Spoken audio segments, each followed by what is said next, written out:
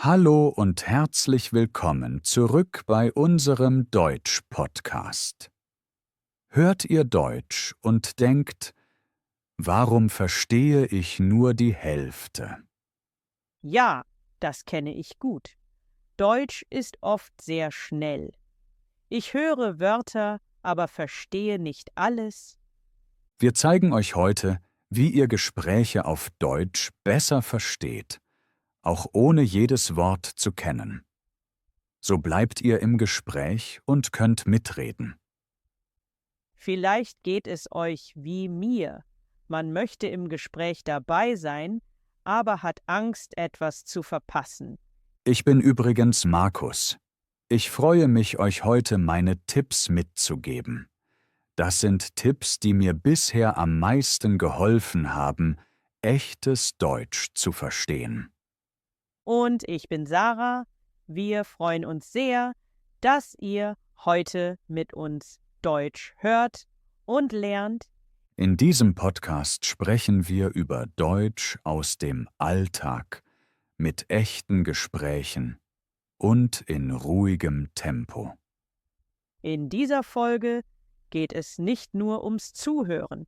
Ihr hört zuerst kurze Gespräche auf Deutsch, so wie sie im Alltag wirklich klingen. Dabei müsst ihr nicht alles verstehen. Wichtig ist nur, dass ihr versucht zu merken, worum es geht. Danach schauen wir gemeinsam darauf, was ihr verstanden habt. Wir sprechen über den Sinn, nicht über jedes einzelne Wort. Und dann geben wir euch Tipps, wie ihr beim nächsten Mal noch besser zuhören könnt. Tipps, die euch helfen, ruhiger zu bleiben und nicht den Faden zu verlieren. So könnt ihr euer Hörverstehen direkt testen und verbessern. Alles Schritt für Schritt und ohne Druck. Die Aufgaben sind kurz und passen gut in den Alltag. Ihr könnt sie einfach mitmachen, egal wo ihr gerade seid. Also hört zu, bleibt entspannt und probiert es aus. Markus, ich möchte dich etwas fragen. Gerne. Wann hast du zuletzt Deutsch gehört und nicht alles verstanden, aber trotzdem den Sinn? Das passiert mir ehrlich gesagt ziemlich oft, auch heute noch. Wirklich? Ich dachte, dir passiert das nicht mehr. Doch, erst vor ein paar Tagen habe ich mit jemandem sehr schnell Sprechendem geredet. Und konntest du folgen? Nicht jedem Wort, aber ich wusste genau, worum es ging. Das kenne ich auch, aber danach bin ich oft unzufrieden. Warum genau? Ich denke dann, ich habe vieles nicht verstanden, also war es schlecht. Diesen Gedanken hatten viele Lernende, auch ich früher. Echt? Das überrascht mich. Ja, ich war oft sehr streng mit mir selbst. Das bin ich auch. Ich höre zu, aber mein Kopf ist angespannt. Genau das macht das Zuhören schwerer. Ich merke dann, wie mein Kopf plötzlich abschaltet. Stress blockiert das Hörverstehen sehr stark. Was hat dir geholfen? Zu verstehen, dass Hören kein Test ist, Sondern? sondern ein Prozess. Man sammelt Eindrücke, nicht perfekte Antworten. Also ist es okay, Wörter nicht zu verstehen? Ja, das ist ganz normal und gehört zum Lernen dazu. Das nimmt mir gerade viel Druck. Und genau das hilft, besser zuzuhören. Ich glaube, viele Zuhörer fühlen sich gerade genauso. Dann lass uns jetzt darüber sprechen, warum Hörverstehen so wichtig ist. Ja, bitte. Ich merke beim Deutschlernen immer wieder, dass Hören mein größtes Problem ist. Lesen geht, schreiben auch ein bisschen, aber beim Hören fühle ich mich oft verloren. Das geht sehr vielen so. Und das Interessante ist, Eigentlich wissen wir alle, wie man eine Sprache durch Hören lernt. Wie meinst du das? Schau dir Kinder an. Ein Kind versteht am Anfang kein einziges Wort bewusst. Trotzdem hört es jeden Tag zu. Stimmt, Kinder hören einfach alles. Genau. Sie hören Gespräche, Stimmen, Gefühle, Situationen. Sie versuchen nicht, jedes Wort zu verstehen. Sie übersetzen auch nichts. Richtig. Sie hören einfach zu, immer wieder. Und ihr Gehirn lernt langsam, was wichtig ist. Das heißt, sie hören auf den Sinn, nicht auf Wörter. Genau. Und das ist ein großer Unterschied zu Erwachsenen. Erwachsene wollen oft sofort alles kontrollieren. Ja. Viele denken, wenn ich ein Wort nicht verstehe, ist alles verloren. Das kenne ich sehr gut. Dann höre ich innerlich auf. Und genau da liegt das Problem. Beim Hören geht es nicht darum, perfekt zu sein, Sondern sondern darum, Informationen zu sammeln. Wie ein Kind. das ist eigentlich ein schöner Gedanke. Ja. Wenn du Deutsch hörst, lernt dein Gehirn auch dann, wenn du es nicht merkst. Auch wenn ich müde bin oder abgelenkt? Ja, bis zu einem gewissen Punkt schon. Das Gehirn arbeitet im Hintergrund. Dann ist Hören nicht nur Verstehen, sondern Training. Genau. Jedes Zuhören trainiert dein Ohr für Deutsch. Das erklärt, warum ich manchmal nach Wochen plötzlich mehr verstehe. Genau. Das ist kein Zufall. Aber wir lernen heute anders als Kinder. Stimmt. Aber wir können uns etwas von ihnen abschauen. Zum Beispiel, Mehr zuhören, weniger kontrollieren. Mehr Geduld, weniger Druck. und akzeptieren, dass man nicht alles versteht. Genau. Kinder haben keine Angst vor Nichtverstehen. Erwachsene schon. Ja. Und diese Angst blockiert oft das Lernen. Also sollten wir wieder lernen, wie Kinder zu hören. Als nächstes geht es um einen wichtigen Unterschied, den viele Lernende nicht kennen. Den Unterschied zwischen Hören und Zuhören. Ja, das finde ich spannend. Wir hören jeden Tag viele Dinge, aber richtig zuzuhören ist etwas anderes, besonders auf Deutsch. Genau. Hören passiert oft automatisch. Zuhören heißt, bewusst aufmerksam zu sein und dem Gespräch zu folgen. Ich merke bei mir oft, dass ich zwar Wörter höre, aber innerlich abschalte. Das passiert schnell. Vor allem, wenn man müde oder abgelenkt ist. Dann verliere ich den Faden und weiß nicht mehr, worum es ging.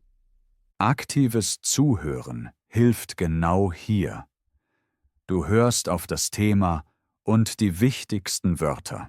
Also nicht jedes Wort kontrollieren, Genau. Es geht um den Zusammenhang. das fühlt sich entspannter an. Und es ist näher an echten Gesprächen. Trotzdem finde ich Zuhören auf Deutsch oft anstrengend. Das geht vielen so. Besonders wegen Tempo und Akzent. Ja, Muttersprachler sprechen oft sehr schnell. Das stimmt. Aber dein Ohr gewöhnt sich mit der Zeit daran.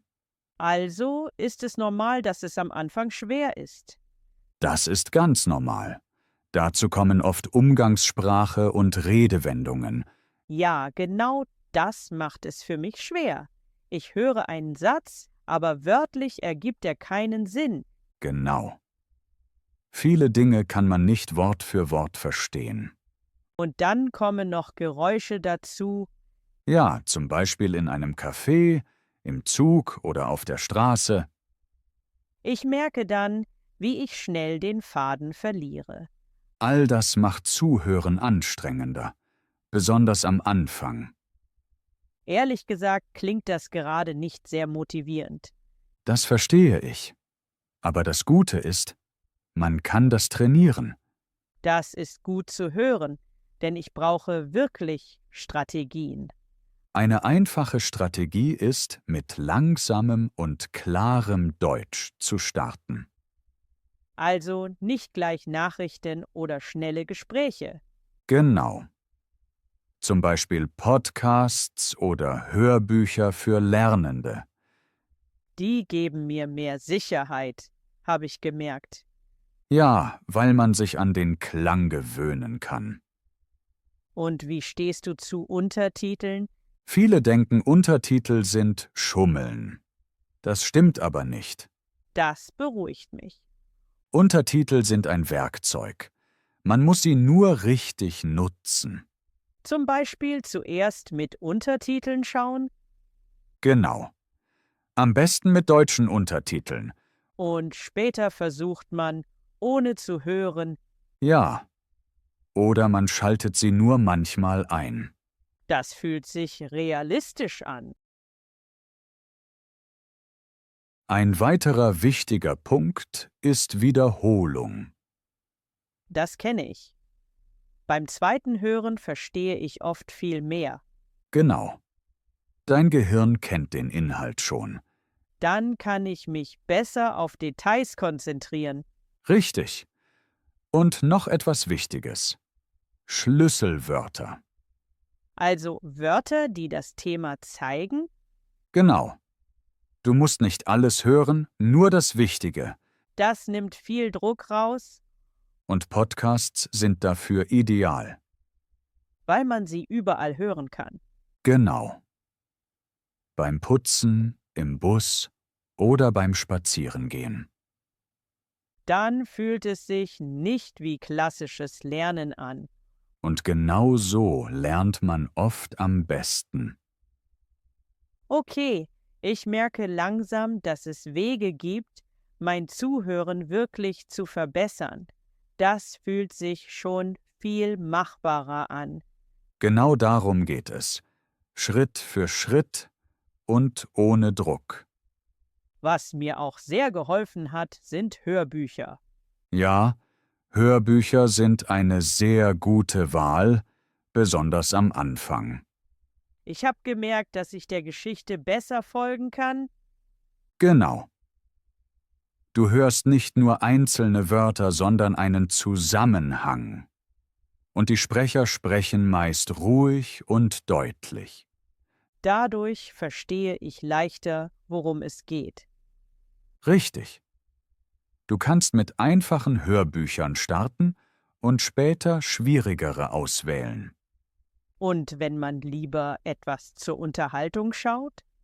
Dann sind Serien und Filme auf Deutsch sehr gut geeignet. Ehrlich gesagt, verstehe ich da manchmal fast nichts. Das ist ganz normal. Mir ging es früher genauso. Das beruhigt mich. Wichtig ist, mit Serien anzufangen, in denen die Sprache eher einfach ist. Und dann langsam steigern. Genau. Und Untertitel sind am Anfang völlig in Ordnung. Das dachte ich früher nicht. Viele denken das. Aber Untertitel sind ein Hilfsmittel. Sie helfen mir, den Zusammenhang zu verstehen. Richtig. Und mit der Zeit kannst du sie immer öfter ausschalten. Dann höre ich mehr auf das Gesprochene. Genau. Jetzt möchte ich noch ein paar Übungen zeigen, die du selbst machen kannst. Super. Ich mag Dinge, die ich direkt ausprobieren kann. Eine sehr effektive Übung ist das Nachsprechen. Das habe ich schon gehört, aber nie richtig gemacht. Du hörst einen Satz und sprichst ihn kurz danach nach. Also nicht perfekt, sondern einfach mitmachen. Genau. Es geht um den Klang, den Rhythmus und das Gefühl für die Sprache. Das hilft bestimmt auch beim Sprechen. Ja, sehr. Eine weitere Übung ist das Diktat. Das klingt schon etwas anstrengender. Das stimmt. Aber gerade deshalb hilft es sehr. Man merkt, wo man genauer zuhören muss. Genau. Am besten mit kurzen Texten und ohne Stress. Okay, das fühlt sich jetzt sehr klar an. Bevor wir weitermachen, würde mich etwas interessieren. Mich auch. Wir sprechen hier viel, aber ihr hört zu. Genau. Und wir fragen uns oft, hilft euch das wirklich? Fühlt ihr euch nach so einer Folge ein bisschen sicherer beim Deutschhören? Oder denkt ihr vielleicht, das war interessant, aber ich brauche noch etwas anderes? Beides ist völlig okay. Wir möchten diesen Podcast so machen, dass er euch wirklich im Alltag hilft. Deshalb sind eure Rückmeldungen für uns sehr wichtig. Vielleicht gefällt euch der ruhige Stil Oder ihr wünscht euch mehr Beispiele aus Gesprächen. oder mehr Zeit für einzelne Themen. Schreibt uns gern, was euch hilft und was wir besser machen können. Uns interessiert auch, woran ihr gerade arbeitet. Ist es das Zuhören in Gesprächen? Oder das Verstehen von Serien und Filmen. Vielleicht möchtet ihr euch einfach sicherer fühlen, wenn jemand schnell spricht. Erzählt uns davon. So können wir besser verstehen, was ihr braucht. Wir haben auch überlegt, euch zusätzlich etwas zum Üben anzubieten. Zum Beispiel ein kleines Lern-PDF. Mit einer kurzen Zusammenfassung und einfachen Übungen. Oder mit Höraufgaben, die ihr in eurem Tempo machen könnt.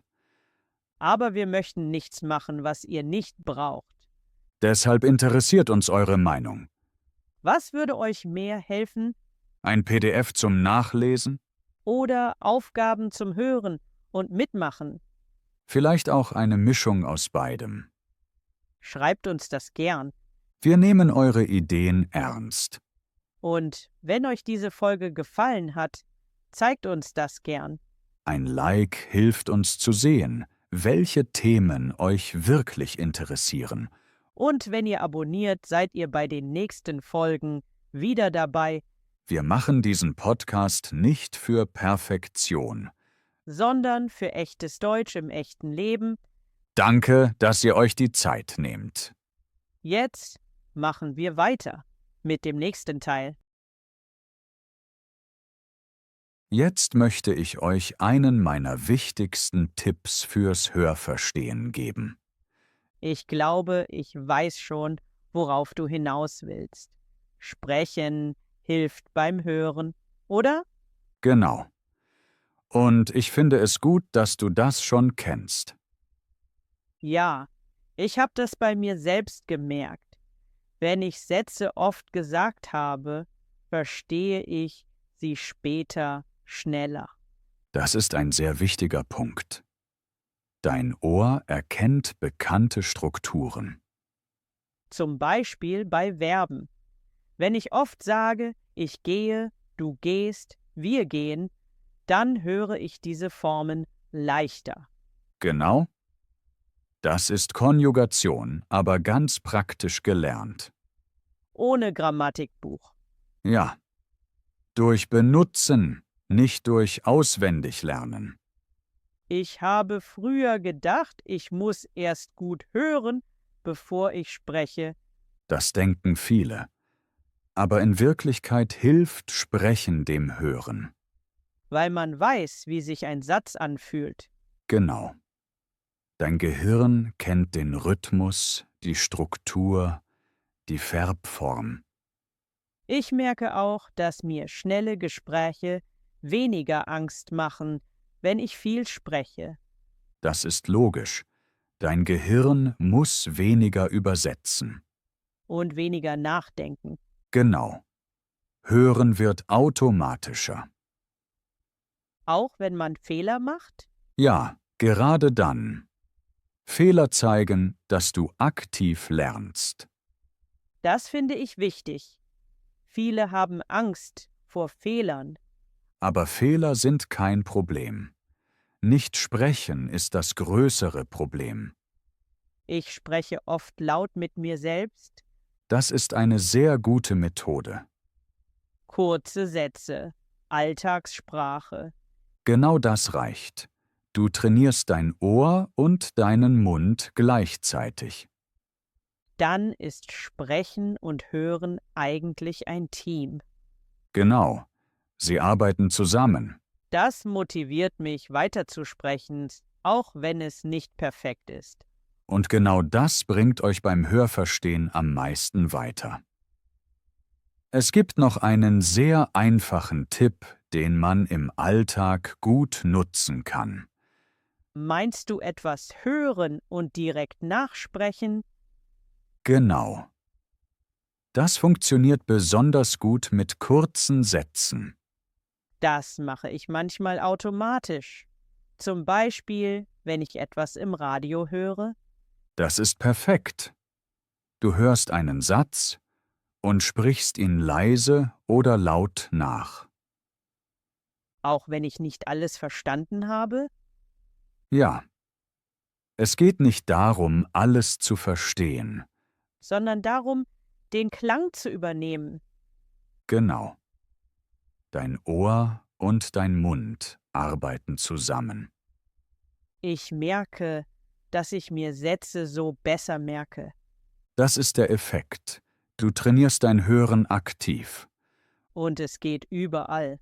Ja, in der Bahn, beim Spazierengehen oder zu Hause Zum Beispiel ein Satz aus einem Podcast. oder aus einer Serie oder einem Video. Dann wiederhole ich einfach, was ich gehört habe. Genau. Ohne Pause, ohne Nachdenken. Das fühlt sich fast wie ein Spiel an. Und genau das hilft. Lernen ohne Druck. Dann wird Hören nicht mehr passiv. Richtig. Du bist aktiv dabei. Ich finde das sehr alltagstauglich. Und genau deshalb ist es so effektiv fürs Hörverstehen. Okay, das nehme ich mir für heute vor. Sehr gut. Ein paar Sätze reichen völlig aus. So, jetzt sprechen wir über echtes Zuhören im Alltag. Das macht mir ehrlich gesagt am meisten Angst. Das geht vielen so. Aber es ist auch sehr wertvoll. Weil man schnell reagieren muss. Ja, man hört und antwortet fast gleichzeitig. Und wenn ich etwas nicht verstehe? Dann darfst du nachfragen. Wirklich? Ja. Du kannst ruhig sagen, Entschuldigung, kannst du das bitte wiederholen? Oder was bedeutet das? Genau, das ist völlig okay. Und es zeigt, dass ich interessiert bin. Richtig? Zuhören heißt auch, aktiv Teil des Gesprächs zu sein. Also sollte ich mich nicht vor echten Gesprächen verstecken. Nein. Reale Situationen sind schwierig, aber sehr hilfreich. Je öfter du dich traust, desto sicherer wirst du. Bevor wir jetzt weitermachen, möchte ich kurz mit euch schauen, wo wir gerade stehen. Wir haben heute viele Ideen gehört, und es ist wichtig, sie einmal zu ordnen. So merkt ihr auch, das ist kein Chaos, das ist ein Aufbau. Ein erster wichtiger Punkt war, nicht alles zu verstehen ist normal. Beim Hörverstehen bedeutet Nicht-Verstehen nicht, dass ihr etwas falsch macht. Es ist ein natürlicher Teil des Lernens. Ich finde das wichtig zu sagen, weil viele Lernende sich dafür schämen. Dabei ist es eigentlich ein Zeichen, dass man sich mit echter Sprache beschäftigt. Genau. Der zweite Punkt war, Hören ist kein Test. Niemand bewertet euch. Beim Zuhören geht es nicht darum, alles richtig zu verstehen, sondern darum, den Sinn zu erfassen. Das ist für mich ein echter Perspektivwechsel. Ich habe früher oft gedacht, ich muss jedes Wort verstehen, sonst bringt das Zuhören nichts. Und genau dieser Gedanke blockiert viele. Der dritte Punkt war unser Blick auf Kinder. Kinder hören ohne Druck, ohne Übersetzen und ohne Angst. Ich finde dabei spannend, dass Kinder sehr viel Geduld haben. Sie hören dieselben Dinge immer wieder, ohne frustriert zu sein. Ja, und davon können wir lernen. Mehr Wiederholung, weniger Bewertung. Der vierte Punkt war: Sprechen hilft beim Hören. Das finde ich besonders wichtig. Viele Lernende trennen diese beiden Dinge stark. Dabei gehören sie zusammen. Genau. Wenn ihr sprecht, lernt ihr Strukturen, Verbformen und typische Sätze. Dadurch erkennt ihr sie später schneller beim Hören. Und man fühlt sich im Gespräch sicherer, weil vieles bekannt klingt. Richtig. Wenn ihr diese 4 Punkte zusammennehmt, merkt ihr, Hörverstehen ist kein einzelner Trick, sondern ein Prozess. Ein Zusammenspiel aus Geduld, Übung und der richtigen Einstellung. Für mich fühlt sich das jetzt realistischer an. Nicht perfekt, aber machbar. Genau das ist das Ziel. Ihr müsst nichts erzwingen. Wenn ihr so zuhört, fühlt sich der nächste Teil schon leichter an. Jetzt kommt eine kleine Mini-Challenge für euch. Keine Sorge, sie ist einfach und dauert nur kurz. Hört gleich einen kurzen Text von mir. Ihr müsst dabei nicht jedes Wort verstehen. Wichtig ist nur eine Frage. Worum geht es? Also nicht stoppen, nicht zurückspulen. Genau. Einfach zuhören. Okay, Markus, erzähl. Heute war ein ganz normaler Tag für mich. Ich bin morgens aufgestanden, habe einen Kaffee gemacht und kurz aus dem Fenster geschaut. Dann bin ich zur Arbeit gefahren. Es war viel los, aber ich hatte gute Gespräche. In der Mittagspause bin ich kurz spazieren gegangen. Das hat mir gut getan. Am Nachmittag war ich etwas müde, aber ich habe meine Aufgaben fertig gemacht. Jetzt freue ich mich, hier zu sein und mit euch Deutsch zu üben. Okay, kurze Pause. Jetzt kommt die wichtige Frage für euch. Worum ging es? Denkt kurz nach. Ging es um einen stressigen Tag? Oder um einen normalen Alltag? Um Arbeit, Pausen und Müdigkeit? Genau. Wenn ihr das erkannt habt, habt ihr schon sehr gut zugehört. Auch wenn ihr nicht jedes Wort verstanden habt? Das ist der Punkt dieser Übung. Hörverstehen heißt nicht alles zu verstehen. Sondern den Sinn zu erkennen. Dann machen wir jetzt noch eine zweite Mini-Challenge. Dieses Mal erzähle ich euch etwas. Genau. Hört einfach zu. Ihr müsst wieder nicht jedes Wort verstehen. Wichtig ist nur, worum geht es? Also bitte nicht stoppen und nicht zurückspulen.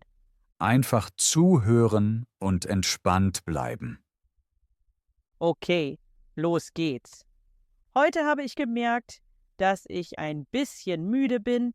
Ich bin spät ins Bett gegangen und hatte morgens nicht viel Energie. Trotzdem bin ich zur Arbeit gegangen und habe versucht, ruhig zu bleiben. In der Pause habe ich einen Tee getrunken und kurz tief durchgeatmet. Das hat mir geholfen. Am Nachmittag ging es mir besser und ich konnte mich wieder konzentrieren. Jetzt bin ich froh, dass der Tag langsam endet. Kurze Pause. Jetzt kommt wieder die wichtige Frage für euch. Worum ging es? Ging es um einen stressigen Tag, Oder um Müdigkeit und Pausen? um Arbeit und neue Energie? Wenn ihr das erkannt habt, habt ihr gut zugehört. Auch wenn euch Wörter gefehlt haben. Genau darum geht es bei dieser Übung. Hörverstehen heißt, den Sinn zu verstehen. Nicht jedes Detail. Wenn ihr möchtet, sagt jetzt für euch einen Satz. Zum Beispiel: Sarah erzählt von einem müden Tag. Oder es geht um Arbeit, Pausen und neue Energie. Ein einfacher Satz reicht völlig. Das ist eure zweite Mini-Challenge. Ihr seht, ihr versteht mehr, als ihr denkt. Und genau das gibt Sicherheit beim Deutschhören. Damit kommen wir langsam zum Ende dieser Folge. Danke, dass ihr euch die Zeit genommen habt und heute mit uns Deutsch gehört habt. Wir hoffen, ihr habt gemerkt, dass Hörverstehen Schritt für Schritt besser wird. Und dass ihr nicht alles verstehen müsst, um den Sinn zu erkennen. Wenn ihr heute auch nur ein bisschen sicherer beim Zuhören seid, dann war diese Folge ein Erfolg. Probiert die Mini-Challenges gern im Alltag weiter aus. Beim Podcast, bei einem Video oder in einem echten Gespräch. Und denkt daran, Hören ist Training, kein Test. Wenn euch diese Folge gefallen hat, freuen wir uns, wenn ihr den Podcast abonniert. So verpasst ihr keine neuen Folgen. Ihr könnt uns auch gern einen Kommentar dalassen. Zum Beispiel, was euch beim Deutschhören am meisten schwerfällt. Oder welches Thema ihr euch für die nächste Folge wünscht. Wir lesen eure Kommentare und nehmen sie in unsere Planung mit auf. Danke, dass ihr Teil dieser Lern-Community seid. Wir freuen uns, wenn ihr beim nächsten Mal wieder dabei seid. Bis dahin, hört weiter Deutsch. Und bleibt entspannt dabei. Bis bald. Tschüss.